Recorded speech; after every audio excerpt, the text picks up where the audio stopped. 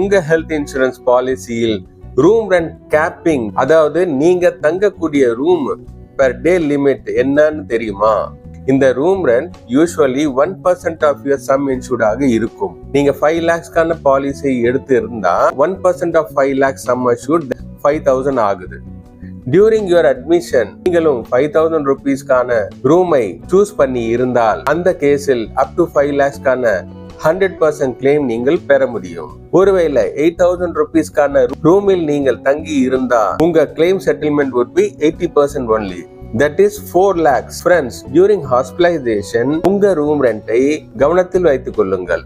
அதுக்கு நீங்க ஆல்டர்னேட்டா கவனமா ஹெல்த் இன்சூரன்ஸ் பை பண்ணும் போது ஸ்மார்ட்லி ரூம் ரெண்ட் கேப்பிங் இல்லாத பிளானா பை பண்ணிக்க முடியும்.